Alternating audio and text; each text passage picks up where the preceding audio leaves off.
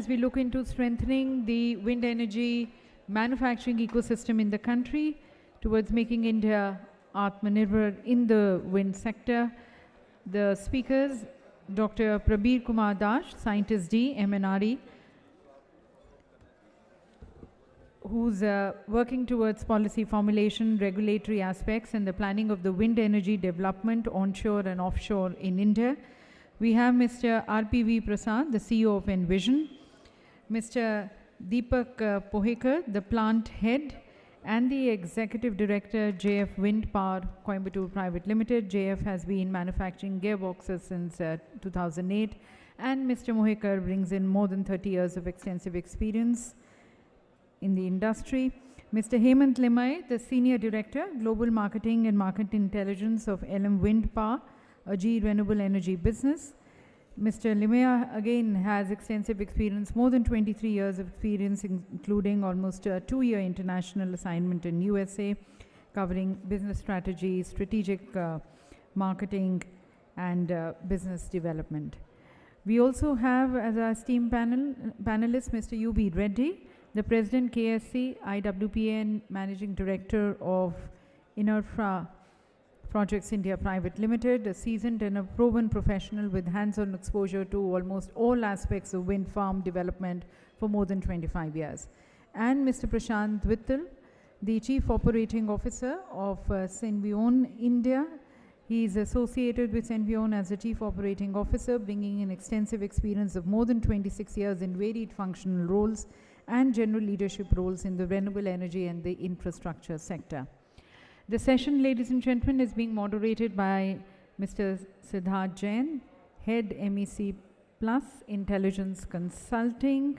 He has more than 10 years of experience in the market research, has worked extensively with the best in consulting, maritime, energy, and clean tech sectors, and has executed assignments in 8 countries and has done strategic projects spanning more than 35 countries across 6 continents. So with this very distinguished lineup of experts in this sector, I hand over to our moderator for the further proceedings. Thank you. I hope I'm audible. Yes. So I welcome all my esteemed panelists. I think this is always the toughest session. So I wish us all the best, and hopefully we can do justice. So this way we will be going through the questions is that we will be having everyone speaking on the questions. I will speak the question, and then I will sort of give a sequence in which we would sort of go through the questions.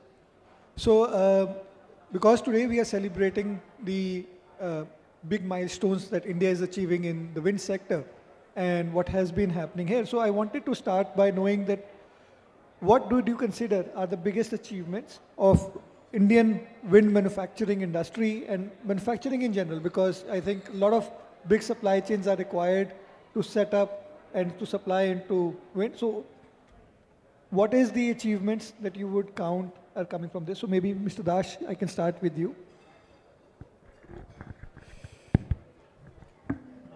Very good afternoon. As Mr. Siddharth has already said, this is always, post-lunch sessions. We are just discussing this is a challenge as well as an opportunity. So opportunity is half of attention will not be there on the panel, and the challenge is then to keep the attention here in the dais. So we'll try our best to perceive it as a challenge. So coming to the question, throughout the day, in fact, in the speech of Honorable Secretary, Joint Secretary, they have spoken a lot on the journey so far and the positive things on wind. So the story started from 1986. Then the major drivers in the initial years are, of course, owing to the fact that whenever a new sector or an emerging technology needs to be promoted, most of the risks has to be taken care of by the public authority. So precisely Government of India has done that in the past. So they have given a very affirmed tariff in the form of feed-in tariff. Then there were incentives in the form of accelerated depreciation, generation-based incentive. Then the facilities like banking, wheeling. So all these are enablers for the initial growth of wind energy sector. Then year on year when the commissioning was happening and it was on an increasing trend, so a lot of investment happened in the manufacturing sector. So I was going through the records and I understood that in 2008 or 9, our manufacturing capacity was somewhere around 3.5 to 4.5 gigawatt per annum. Then within 2 years, it has gone up to 9 gigawatt per annum. In fact, right now we are claiming around 15 to 17 gigawatt per annum. So there is a very positive story on this. Now, for the last 4-5 years, of course, in 16-17, we have reached the peak of around 5.4 gigawatt. Then after that, the regime change, tariff regime, we have switched to the bidding regime, then COVID, all of disruptions happened, and we have seen a decline in the growth, but now we are in the, again, increasing path. But last couple of years, there are very positive regulatory and policy reforms, I would say, like the green energy open access rules, which will enable actually all those C&I customers and the growth of wind in the open access, under the open access regime. We all know that wind has an edge over solar, at least on the open access market. Similarly, pooling of tariff was another positive regulatory policy change. Then we have already issued a trajectory, a bidding trajectory of 10 gigawatt of minimum wind every year by the central bidding agencies. Of course, if the states are actually adopt to this, then this may go up. Then we have a separate wind RPO.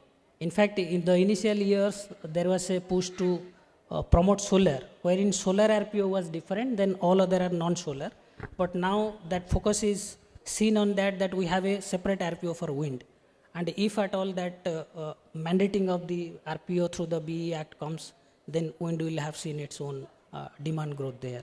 So all these are positive changes, and I hope we have a very robust manufacturing capacity right now. And if we increase this domestic demand throughout through all these positive regulatory changes, of course, the entire supply chain down the line will improve, and we can increase the local content share to a further level. Right now, we are claiming around 70 to 80%. Of course, model to model it will vary, but we can definitely aim at more than 90 if we enable a market of around 6 to 10 gigawatts every year. Thank you. Mr. Vittal, Mr. Reddy, if you can. Me, right? Okay. What? So I was asking that, MSME sector and the manufacturing, the investments that are there, what are the sort of achievements that you have seen in your long career as to how MSMEs have supported the wind sector? Yeah, okay. Good afternoon. And MSMEs definitely have played a major role in development of wind energy business. Like in the session where the CMD of TANGETCO himself acknowledged that in Tamil Nadu, more than 90% of the installations came from MSMEs. So where the project sizes were either 1 megawatt, 5 megawatt, or the maximum 10 megawatt sizes. And because like these MSMEs were basically installed wind turbines for as a input cost to their end product, whether it was a textile industry or a cement industry. So they saw the generation of power from wind energy as an input to their finished product. And so the MSMEs made sure that the power tariffs will have to be capped. And so they made huge investments into the sector. And since then, MSMEs have always been a part of the growth trajectory for the wind industry. Even after 2017, like when the bidding got introduced, yes, there is a little pushback for the MSMEs because they're not active as far as the sale of energy is concerned, because they're not into generation per se. But even on the manufacturing side, since it's a manufacturer's session, so I would also like to state that as a part of the manufacturing community also, MSMEs have played a major role in terms of supplying various components to the wind turbine. And they're continuing to do so. So whether it's companies like Highton Fasteners, like probably one of the only company which supplied the foundation boards for almost 25 years.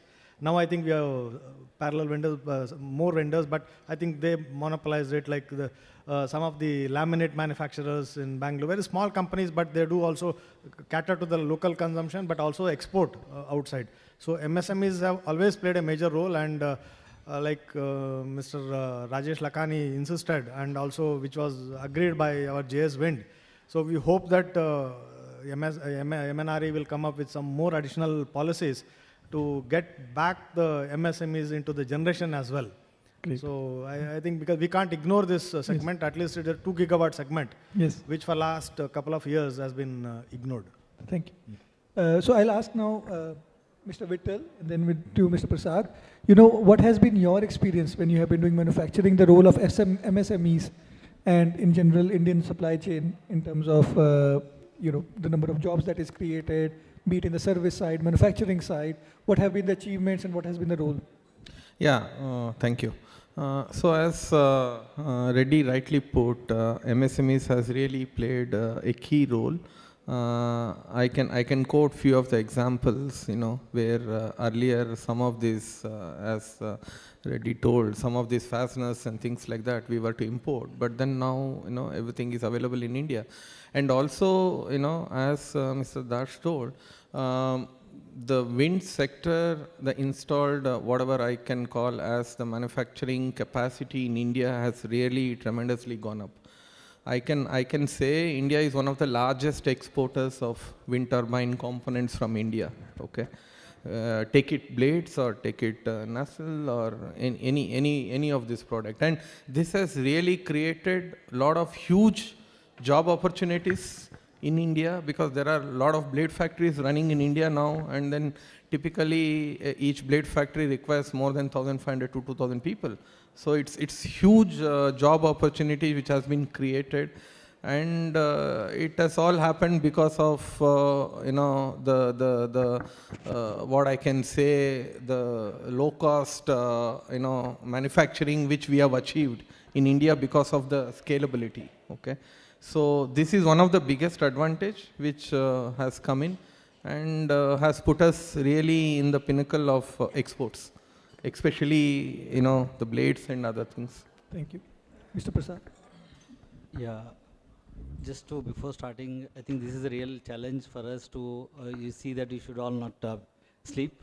That's a big challenge in front of us now immediately. So being as a India, we are largest and fourth, and we should feel ourselves as a contributing the net zero. I should request everyone to applaud ourselves by India to everyone. To the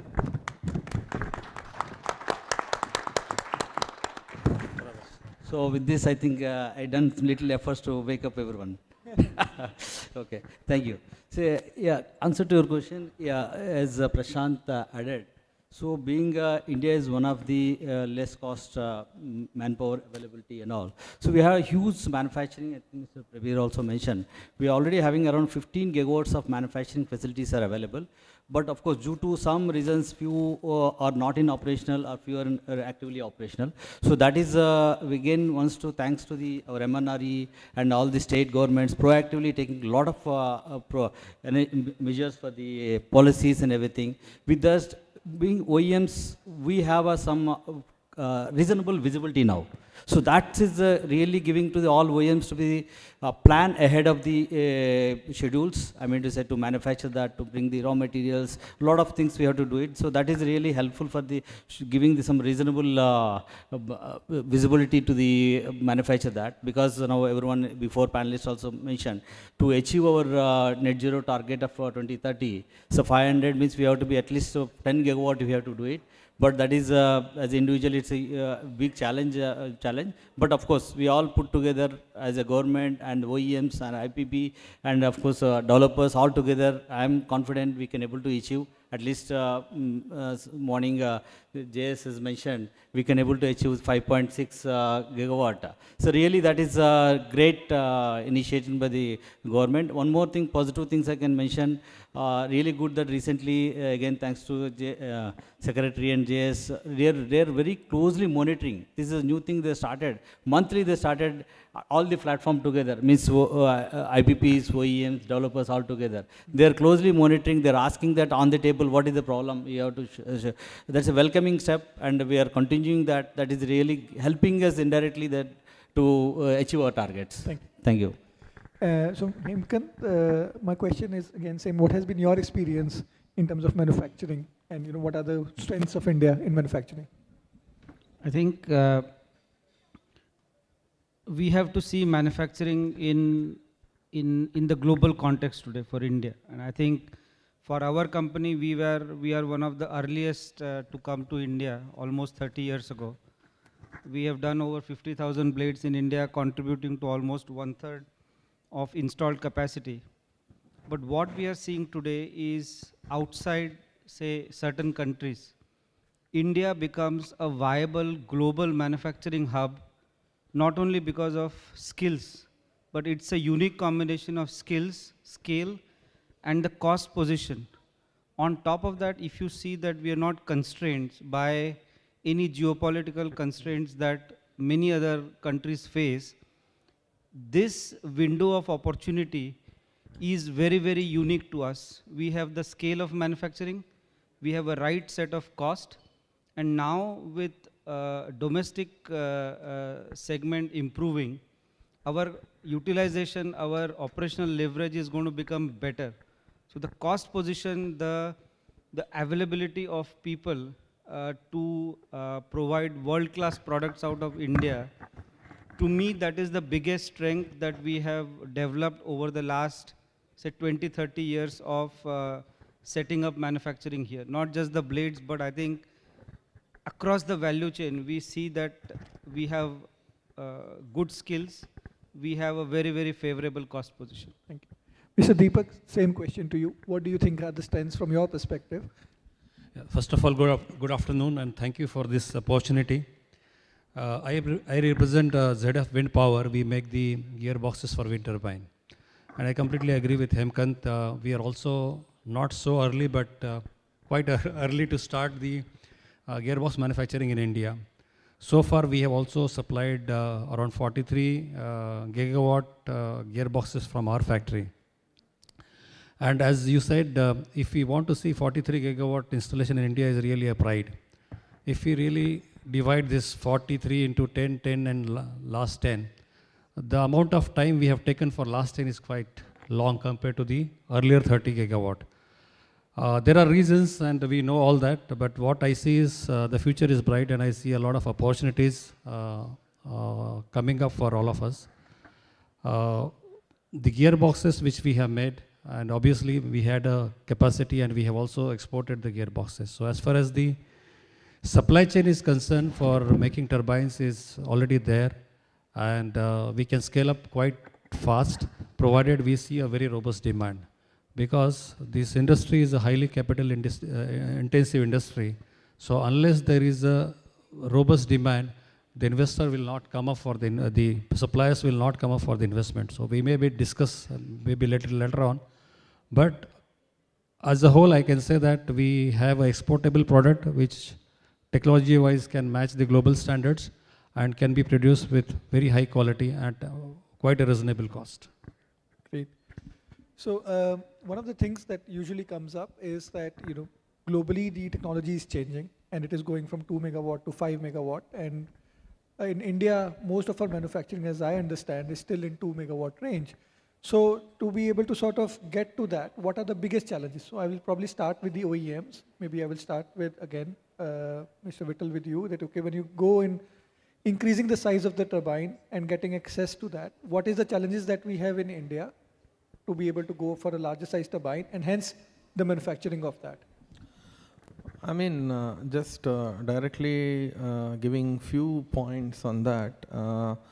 I think we should still improve our capacities with respect to the steel castings and forgings and things like that, because these are some constraints which we are facing to scale up the turbines to 5 megawatt. Of course, apart from that, as Deepak mentioned, they themselves are manufacturing up to 5 megawatts, in India. As far as gearbox and generators and things are concerned. But the steel is something which is really not progressing quite well as we had expected as manufacturers. We are facing some constraints with respect to the castings, forgings and things like that to come up to the 5 megawatt, to scale up to the 5 megawatt. I think that's the only, in my opinion, that's the biggest concern I see. Otherwise, the major components already we have all the international players available here in India are manufacturing. As a matter of fact, they're exporting up to 5 megawatts outside, from here to global. And also on the blades, I mean, scalability is not a problem at all.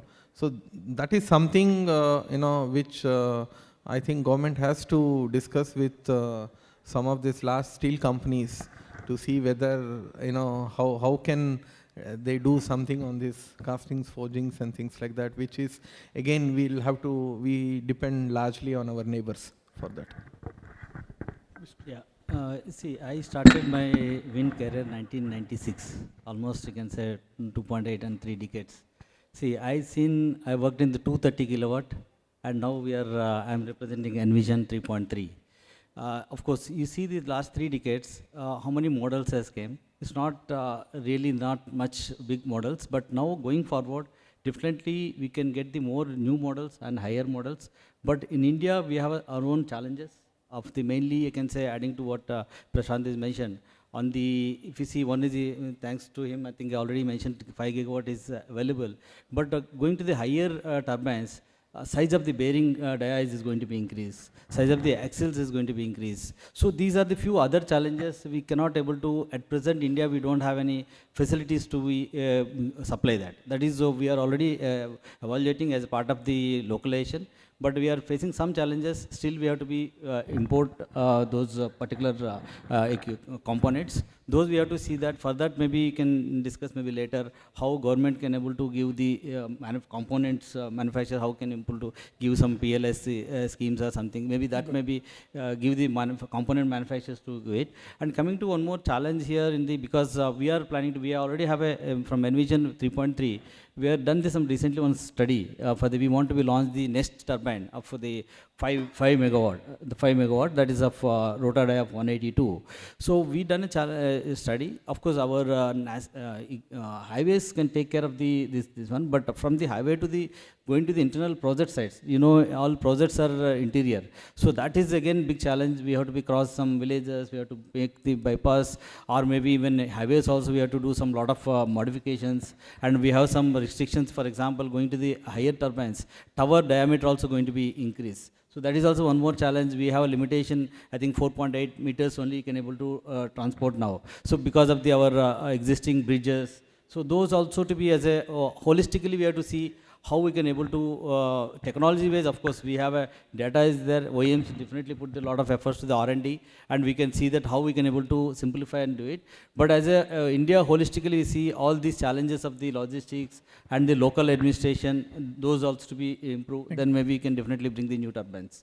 I think that brings me to Hemkant again, because I think you will be facing that challenge quite a bit. Yeah, I think one thing is pretty clear, that for scaling up, if there is one thing that is not constrained or which is not an issue, is technology.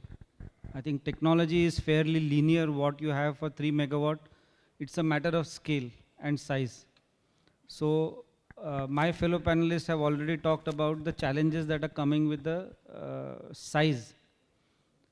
A lot of last mile infrastructure, Prasad mentioned about roads, but it's also about the transport vehicles, about availability of specialized cranes that will be required to install these supersized machines. And then you can always say that yes, but we will have to adopt those infrastructure to the conditions that we have. And that is where what I want to say is that can be done if you are doing it at scale. So at 2 gigawatt, maybe it's not a good idea to invest in research on, say, concrete towers that can be transported in small sections. But at 10 gigawatt, then that's a viable probability. So some of it will be taken care by the size, but some of it will have to be simply solved by the research, and for that scale is something that we must focus on. Deepak, again, because casting and forging and steel has been talked about quite a bit, and maybe you can throw some light on that. Yeah, as far as size is concerned, I think we are also supplying globally. So we are already manufacturing the gearbox of 6 megawatt. So as Hemkant said, technology is not a constraint, and it can be adapted. And as far as we are talking here about the Aatma Nirbhar Bharat, and where we are really looking for the local suppliers who can supply us steel and casting. And this is something which we as an industry, we have tried our level best for last 15 years. And now we have come to a conclusion that whatever we have learned from the past is the industry, the suppliers, they need a very robust demand because this is a highly capital intensive business, and whatever is invested, if they don't see a guaranteed return on investment, nobody is going to put up so much of money. We discussed, I think, in the earlier session, the 10 gigawatt demand is also too low. So unless there is a scale and robust demand, today we are talking about our prediction till 2030 or our target till 2030. I think we should raise the target till 2040 and see that how it is going to be. Probably that would give some information and the confidence to the investors who can invest in technology. And the scale has to be there. I think 15 to 20 gigawatt really brings this good scale, and the scale is important because without scale you cannot have the economy. So today we are talking about if we want to have the local substitute for import, we have to be cost competitive also. So that can come with the scale. So we need to see that we have a very good predictability, robust demand, and the scale is of course required. Thank you. Now the question moves a little bit one level deeper, and we want to understand, in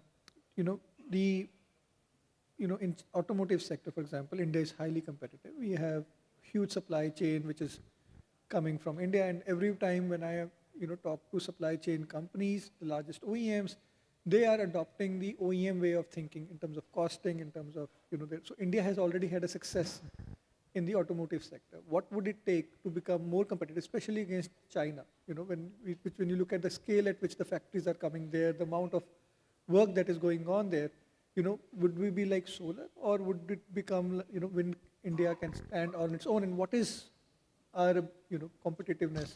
What needs to be done, basically? Siddharth, very good question, because I have worked for automobile companies, so I know how it was there.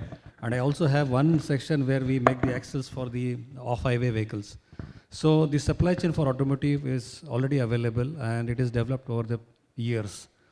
But this is a new industry, and we all know that this industry runs on prototype, because whatever turbine model you launch, it will maximum last for 3 to 5 years, not more than that. So every time you get the new turbine, and that is how you need a lot of development. Moreover, the parts are big. The machines you need to invest the cost is very high. And though the diameters are in meters, the accuracy is in micron. So this, we cannot say it's a heavy industry, it's a heavy precision industry. So that is why the investments are very high. So that's the reason we need scale to really bring the economy there. Got it. Mr. Nirbhar?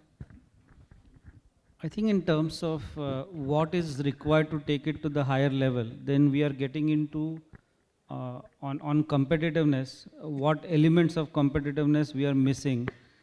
So scale is of course important, but I think the overall cost of manufacturing needs to be looked at very carefully, which means that we start comparing it with the global best in terms of what should cost or what is the ideal cost when we call it as best cost countries.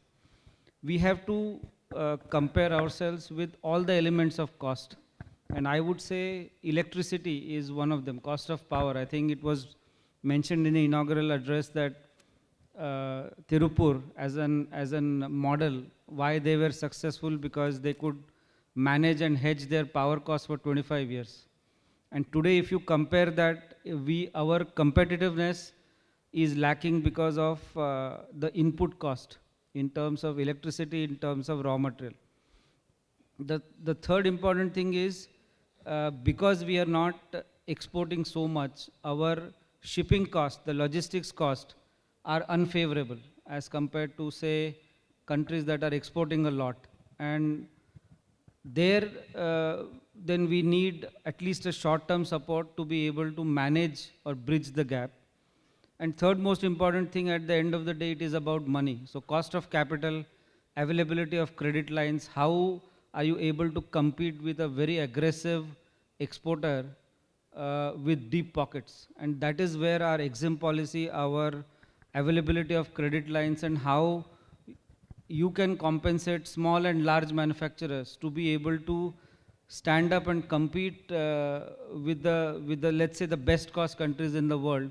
That is a coordinated strategy, not just one approach. And I would say particularly for wind, onshore is quite mature, but offshore, when it starts, it will need a complete different set of handling. So offshore manufacturing, large scale manufacturing with PLI is a right step that we should consider when we want to start a global offshore industry which is best in class in terms of quality and cost. Great. Mr. Prasad. Yeah, just adding to the two gentlemen. So I will give you, of course, scale they already mentioned. Just I will give you small numbers because you mentioned automobile, China versus India. Just I will give you the volume. See, China last year, 2022, 125 gigawatt, both solar and wind together, they executed and completed, added the capacity. This year, 23, their plan was 160 gigawatt they're going to be add. This is what the numbers already there in the public domain. So they're going to be add. Out of that, last year, they had wind alone, 37 gigawatts added in last year alone. So this really tells the what is the volume. Volume is one of the major players. That's what really India also. At least we have visibility of 10 gigawatt per year. So definitely all OEMs can be geared up their facilities. For example, Envision, our own facility at present, 3 gigawatt we can manufacture, but we can easily expand to the 4 gigawatt. But that is when we can able to do, we can have a clear visibility. And we can clearly this one. So just now I given the number. So scale is the question. Yeah, scale. If you have a clear scale is available, definitely India can definitely get up to that capacity. Great. Of course, as we mentioned already, challenges. Those challenges can be addressed all together. Means the government and again IPPs, OEMs, all together we can be addressed. Great. Mr. Vittal. Mr. Vittal. First Mr. Vittal, then I'll come to you. Mr. Reddy.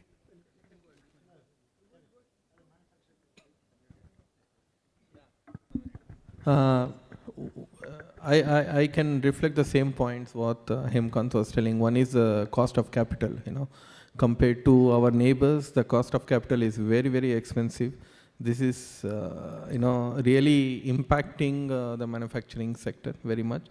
And secondly, of course, the shipping cost, and we still have to depend on imports on some of the many small things. Especially steel-related things, we have still not evolved fully with respect to the steel, especially the special steel requirements, special casting requirements and things like that, which we still have to depend on, outside of India. Again, if scale is there, we can push, the global vendors to put up the factories here in India, but again, this scale, consistent scale is required. Mr. Reddy. Yeah, consistent scaling. That's the certainty to business. So that's the most important thing. So since the bidding got introduced, that consistency is lost. I think that's the big problem. And I think of late, like for last 1 year, like Prasad also mentioned that a lot of efforts are taken at MNRE level. The monthly meetings are not just a formal procedural meetings.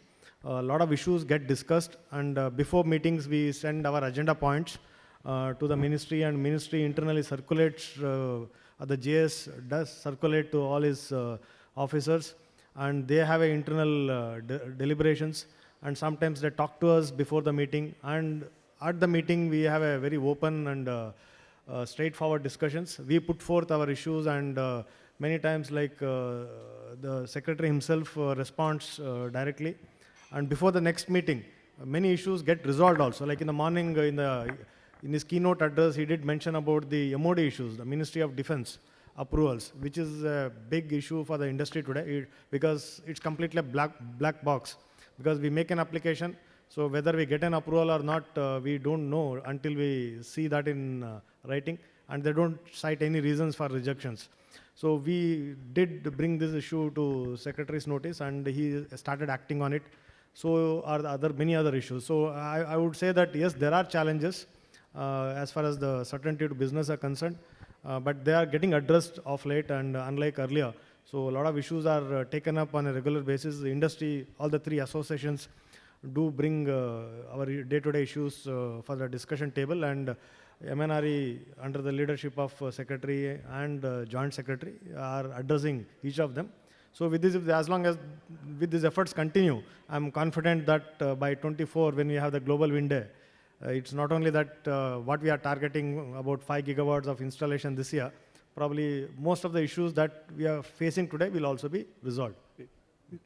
Mr. Das, as you've heard that a lot of people are talking about scale. I think you mentioned in your opening comments the trajectory, the way pooling is being done that will address the scale part. I wanted to ask you about Make in India. You know, what is government thinking about Make in India? Is there any sort of thought process around that which you would like to share?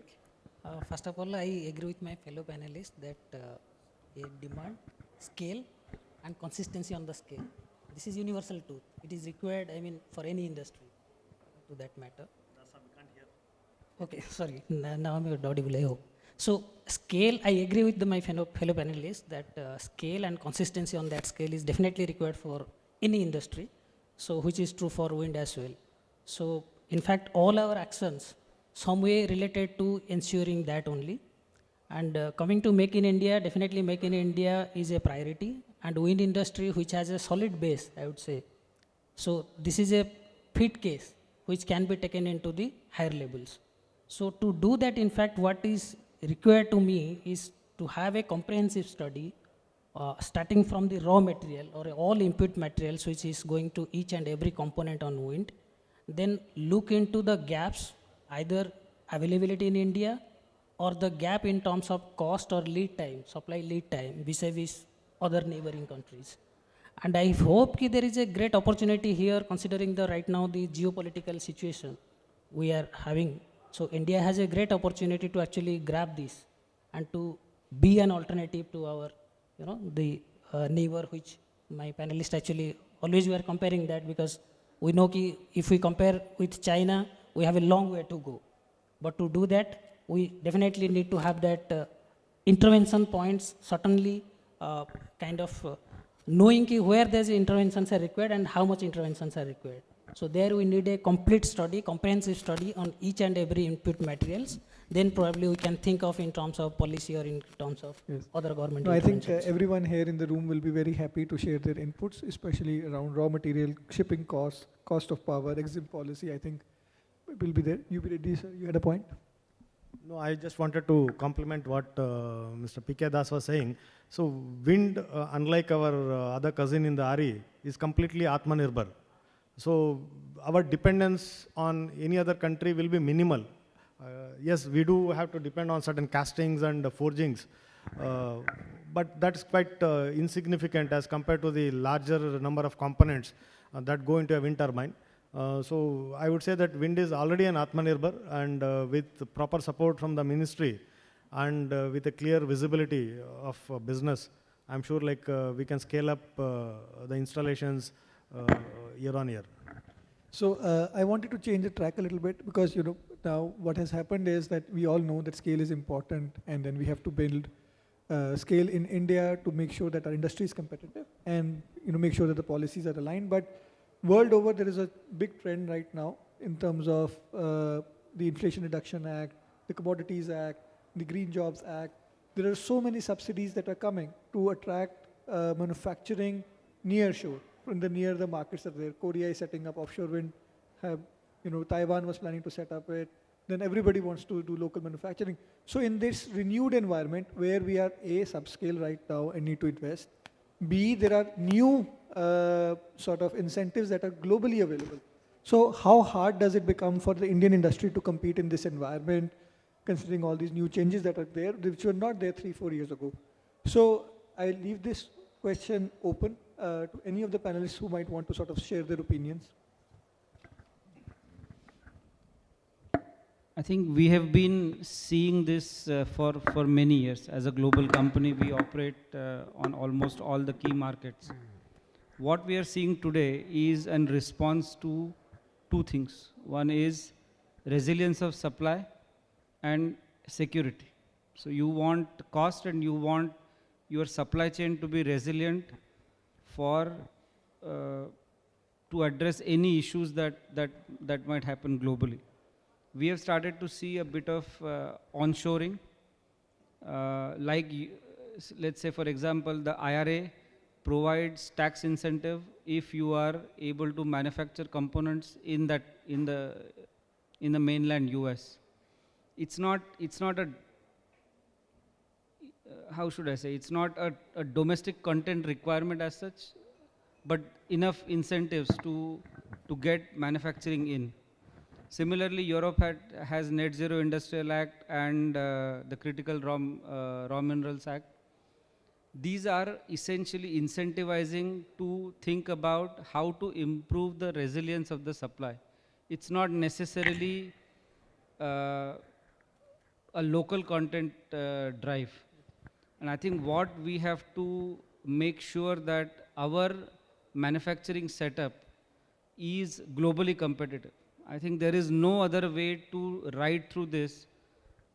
You cannot make, let's say, a donkey run like a horse.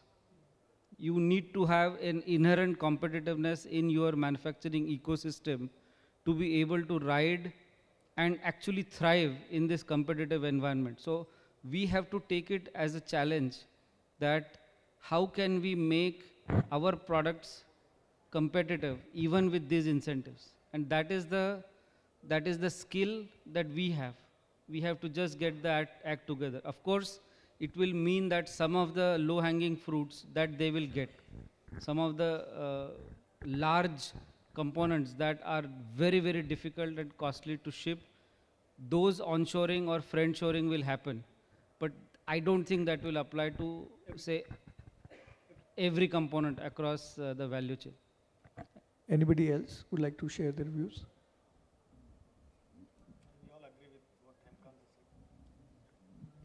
I think unless we start making it, we will not make it. And in today's scenario, the investment has not happened because there was no certain demand. As our scale is growing, there will be suppliers who will come forward for this. And of course, they cannot start and sustain for first, I think, 3 to 5 years. So they would need support. And this is what we have to see as a country. We have to support them, and the policies should be so friendly that they can sustain for first 5 years. Once they sustain for first 5 years, I think then they can really grow and it can be there, because the current competitiveness gap is too much. It is not only 5 to 10%, it is ranging from 15 to 30%. So that alone competence cannot bridge that gap. That is because of some basic fundamental policies in the other countries. So we need to also acknowledge that and support our suppliers to set up the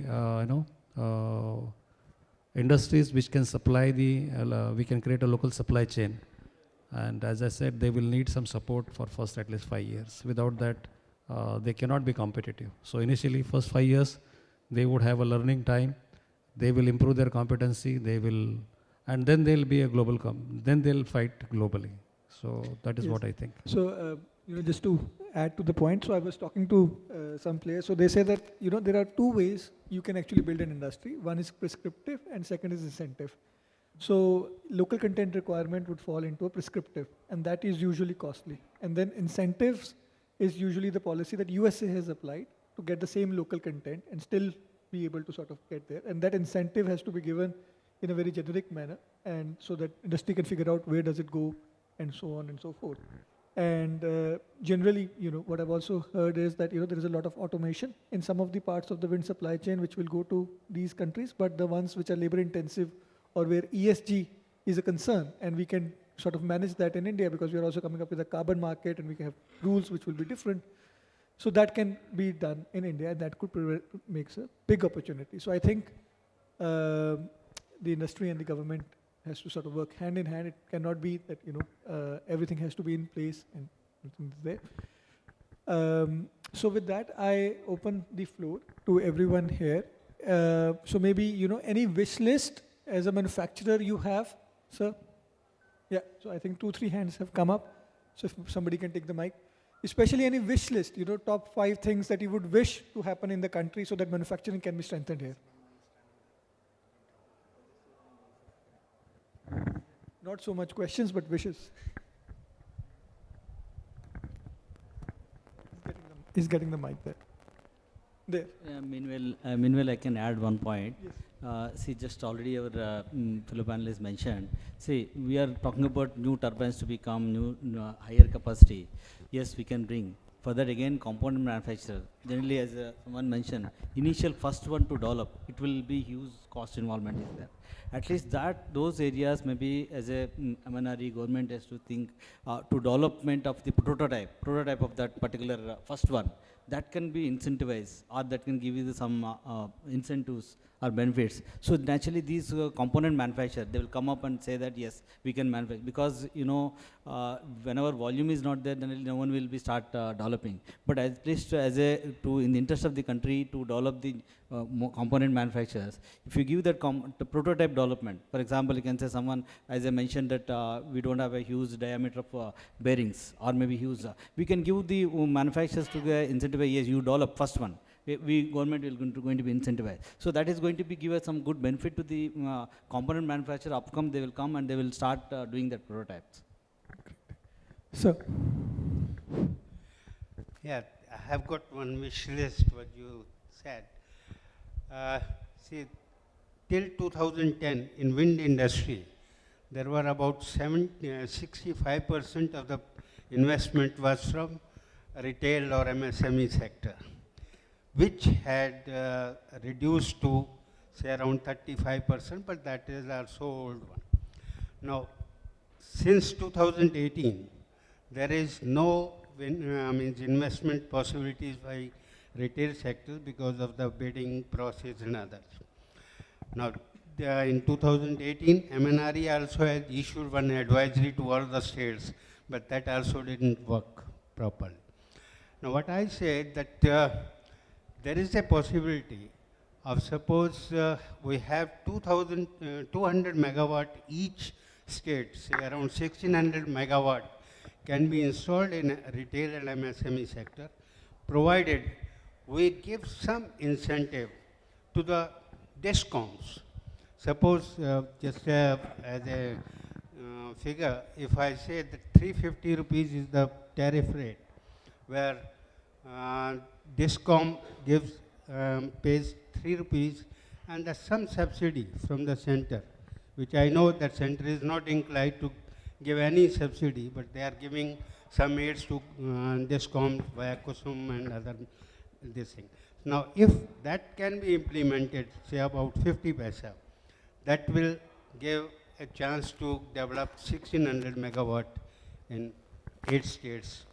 And the total cost will be approximately to 200 crores per annum, which is not more than that. Thank you. So what are your opinions?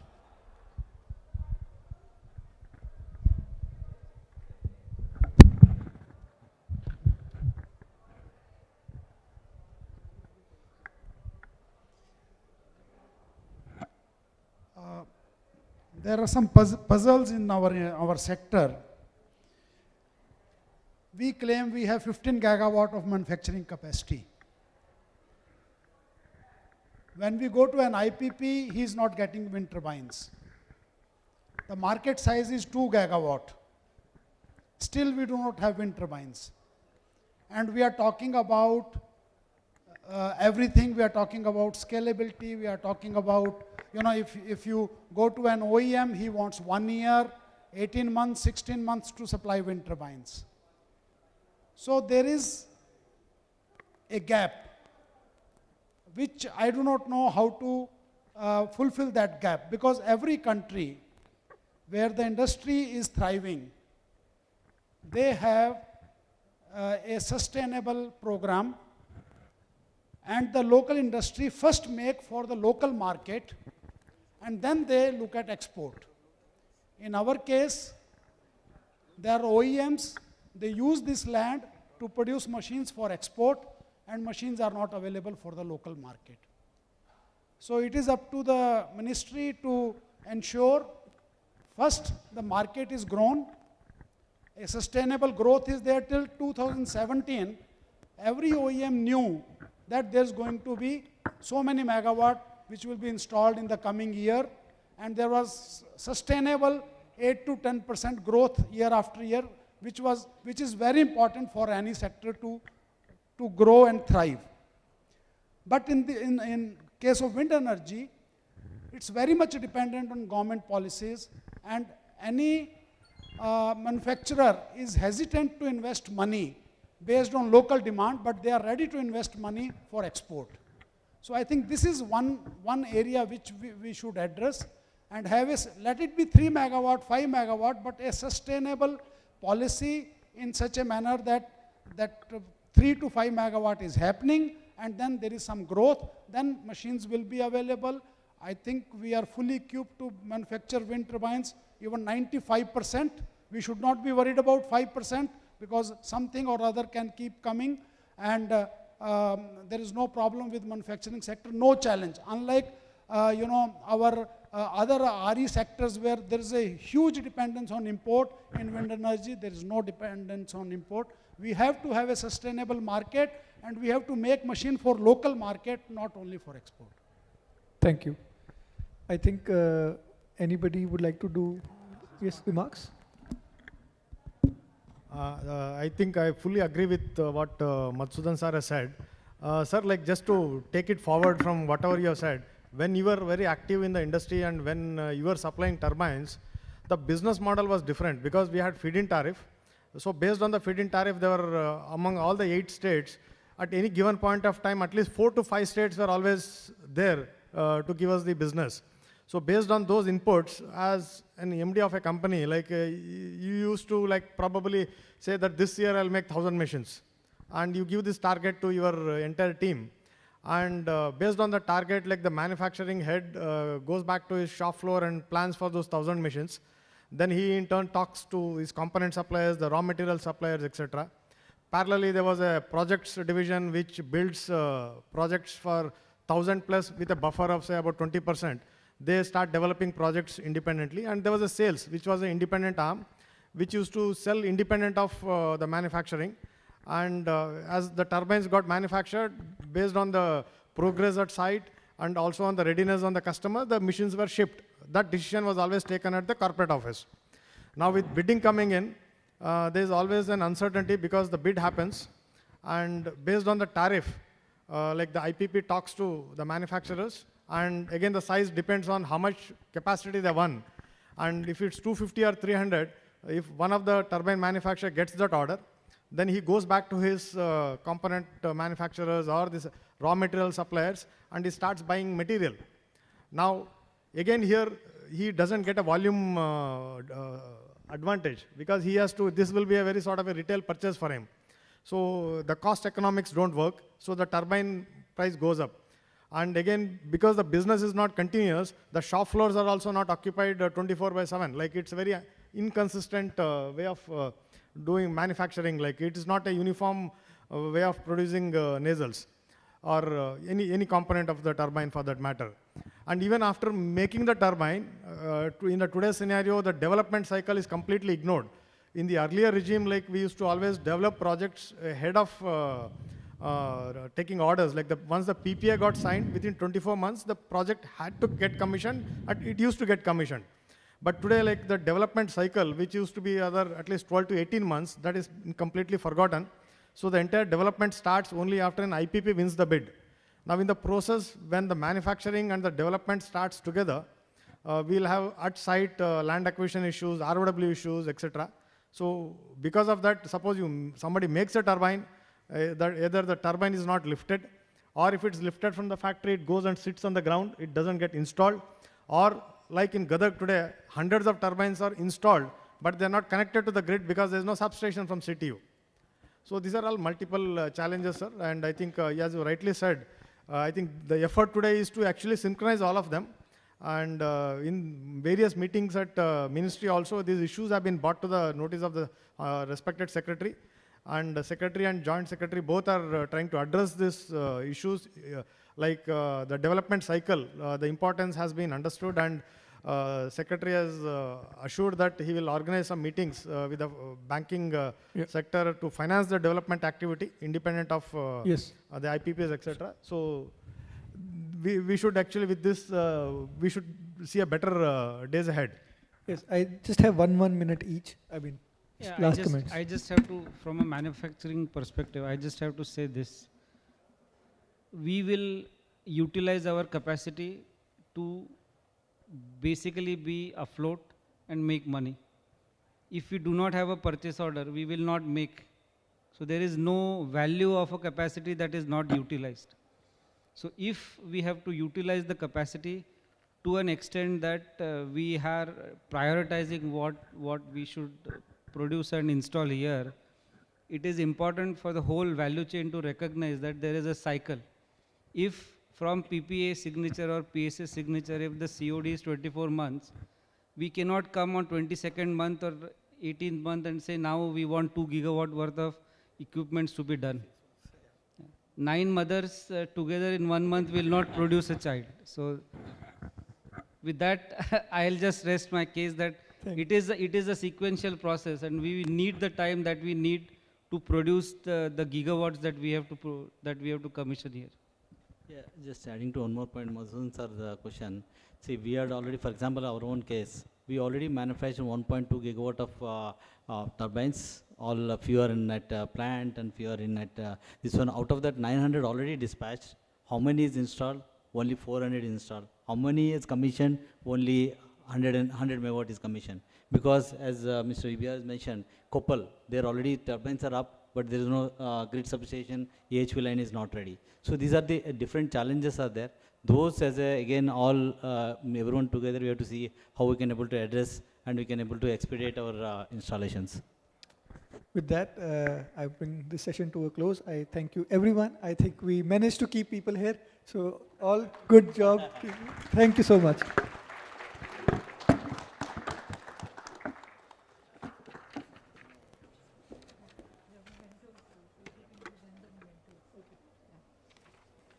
So thank you, and may I request our moderator, Mr. Siddharth Jain, to kindly present the mementos to the speakers.